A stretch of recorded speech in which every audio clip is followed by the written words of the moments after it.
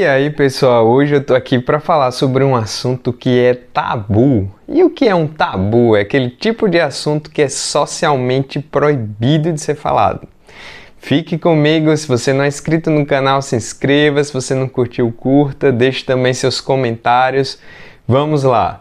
Olha só, um tema que é tabu e que quando falado as pessoas batem na madeira e falam isola, a versão gospel fala misericórdia, é o tema da morte. Inclusive tem um vídeo aqui no canal onde eu falo da vida após a morte. Mas hoje eu queria tecer algumas reflexões sobre como as pessoas falam da morte no dia a dia, ou como as pessoas deixam de falar da morte no dia a dia. Então a morte acaba sendo considerada um assunto tabu. Quando ela é falada, as pessoas ficam assustadas e é naquele sentido de pensar assim, olha, se você falar, atrai. O fato é que a morte já anda nos rondando o tempo inteiro. A Bíblia mostra a realidade do pecado e que a morte faz parte disso na humanidade. Portanto, independente de você falar ou não, ela vai chegar. Por mais assustador que seja, por mais incômodo que seja falar disso, ela vai chegar. E o fato é que depois do século XVI para cá, as pessoas começam a falar menos da morte, começam a tentar criar uma estrutura de vida mais otimista e tal, que vai deixando a morte meio de lado. Então o costume de você estar mais perto de ver a morte, como acontecia nas sociedades mais antigas, ele vai se perdendo. E aí, à medida que vai tendo o Renascimento, o Iluminismo, as revoluções industriais, o aumento dos centros urbanos e tal, as pessoas na correria, elas começam, vamos dizer assim, transformar a morte nesse tipo de tabu e não querer falar dela de jeito nenhum. Eu me lembro que quando eu estudava em São Paulo, eu passava todo dia em frente ao cemitério da Consolação e no meio daquela correria, daquela multidão, sempre me fazia refletir sobre a brevidade da vida. Não tinha como, você estava ali no meio daquele tudo, de repente você passava em frente ao cemitério e você via inclusive uma pichação que dizia: nós que aqui estamos por vós esperamos. Bem reflexivo. Mas é interessante, e quando a gente olha para a Bíblia fala desse assunto também, né? Lá em Eclesiastes 7:2, se vocês me permitem dar uma olhadinha, lá diz assim: melhor ir à casa onde há luto do que ir à casa onde há banquete, pois naquela se vê o fim de todos os homens e os vivos que o tomem em consideração. O autor de Eclesiastes tem um tom mais filosófico e aí ele fala da importância de ir à casa porque você vai refletir sobre o fim da vida. E refletir sobre o fim da vida é saudável pelo fato de sermos mortais. E esse é um assunto que você encontra não só na teologia, que é o meu foco principal, mas você vai ver isso como os grandes temas da humanidade. A própria filosofia vai tratar disso também e também tratar dessa realidade do fato do homem querer fugir de falar sobre isso.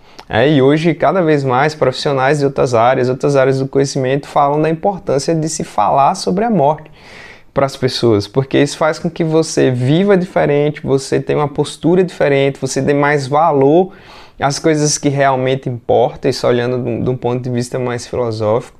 Inclusive é importante você pensar nisso, porque as pessoas podem se organizar em vida ainda, né? Em algumas culturas as pessoas já têm o costume de pensar sobre a morte, de organizar as coisas, como vai ser a família, como é que ela vai ficar, porque a gente vai criando essa cultura de não falar e de não pensar sobre isso, e a vida vai passando e ela chega de surpresa e de repente uma família fica toda desprevenida quando perde um pai, quando perde uma mãe, porque as pessoas começam a viver como se elas nunca fossem morrer, e isso é ruim.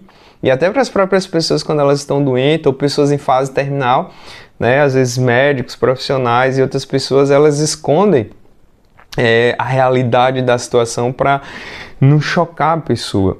E isso tem um lado ruim. Então, por exemplo, as próprias crianças são privadas da questão da morte, né? Às vezes elas são deixadas em casa. Em cidades de interiores, você ainda vê a questão dos corpos sendo velados nas casas, não em necrotérios ou em locais separados, como acontece em cidades grandes. Então as crianças, elas estão ali, elas veem aquilo, né? Imagina a criança quando ela percebe que o avô não está mais ali, ou o tio não está mais ali, ela vai fazer a pergunta: cadê o avô? Cadê o tio? Né? E aí geralmente a tendência virou uma estrelinha. Isso não é saudável. Se eu não estou enganado, e aqui eu estou fazendo algumas lembranças das aulas da faculdade, até psicólogos advertem com relação a isso, né? De você criar essas coisas na cabeça de uma criança. Então, assim, é importante que a gente aprenda a lidar. Não estou dizendo que é uma coisa boa. Eu também me sinto, chega quando fala nisso, dá aquele negócio por dentro. Mas é importante refletir, porque na minha curta experiência de vida eu tenho percebido isso, né? As pessoas transformando a morte num tabu, e quando ela chega, ela sempre chega, de alguma forma sempre vai acontecer com quem a gente ama ou com a gente mesmo, e aí as pessoas estão ali completamente desprevenidas. Então por isso que nesse trecho do livro da Bíblia, do autor sagrado, ele vai falar, é melhor acaso um dia luto, porque você vai ter essa reflexão. Porque onde você está ali no banco, claro que ele não está dizendo para você ser uma pessoa mórbida, pessimista, assim e tal, né? Tem uma lenda, eu vi que não tem uma comprovação histórica mais sólida, de que os antigos monges se cumprimentavam falando memento mori, né? Ou seja, lembre-se de que você vai morrer, lembre-se de que você é mortal.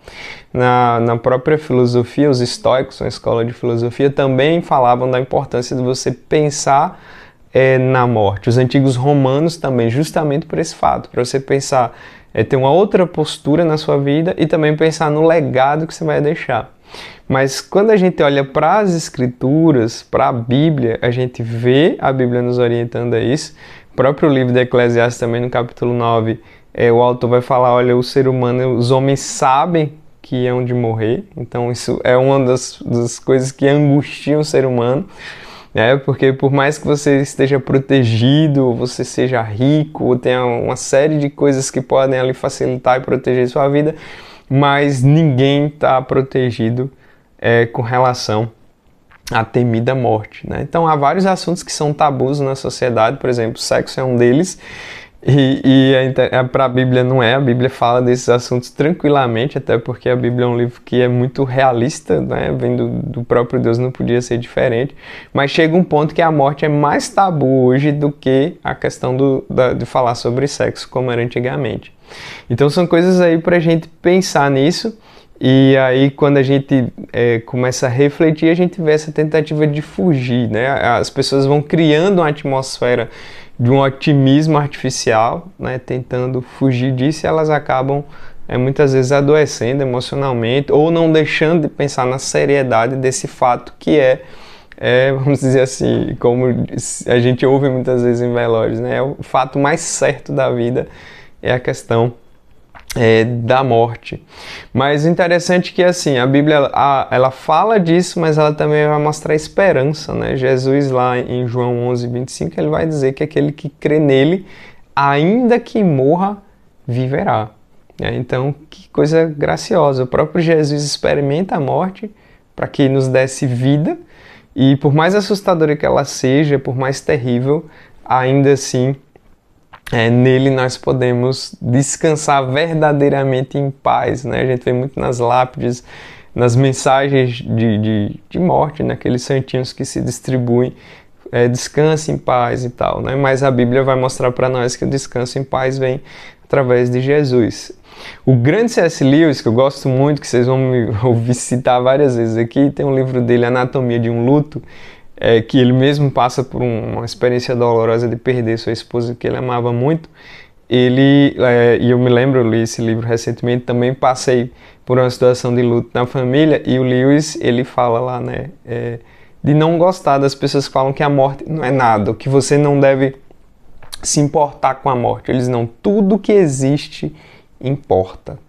Que coisa fantástica. Tem pessoas que criam ideias assim, não, a morte não é nada, não, tem que ter a morte mesmo para equilibrar a população, não, a morte é uma coisa boa. Não é, do ponto de vista bíblico não é. A morte é terrível, ela é cruel, por isso que ela é assustadora, por isso que ela é angustiante. E não é uma coisa feita para a gente se acostumar e tratar com menos importância, mas é uma coisa para a gente refletir. Refletir nessa seriedade, refletir em quem Deus é, refletir na nossa vida diante de Deus, e também pensarmos na questão da nossa salvação dentro de uma perspectiva bíblica. Então, a gente precisa parar com esse negócio, e a gente percebe também essa influência da religiosidade popular do brasileiro, dele imaginar que assim, as palavras têm poder. Até no meio evangélico já surgiram, e volta e meia ainda tem pessoas que têm esse tipo de filosofia ou teologia. Ah, não fala que atrai, tudo que você fala atrai. Se fosse assim, né, você ia, sei lá, pedir para ter dinheiro, o dinheiro surgiria.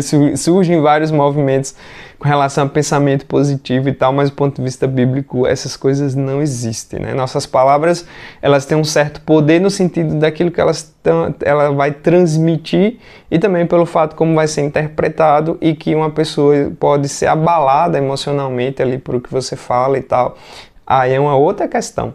Mas poder em si de trazer à existência algo, só Deus pode de fato ter palavras poderosas, tão poderosas a ponto da Bíblia nos ensinar que através dela ele cria o próprio universo. Então a gente precisa pensar nisso. E a Bíblia nos liberta um pouco dessas superstições, nos chama à realidade e nos faz refletir com aquilo que verdadeiramente importa. Por isso que é melhor a casa onde há luto do que onde há uma farra, onde há uma festa, né? Então a gente tem que pensar nisso e lembrar das palavras de Jesus, de que quem cresce nele teria a vida eterna. E você, o que é que pensa sobre a morte? Você pensa na morte? Você foge de pensar na morte? Você se apega a essas superstições, essas ideias que surgem no popular no dia a dia? Coloca aí no seu comentário, né, o que você acha, interaja.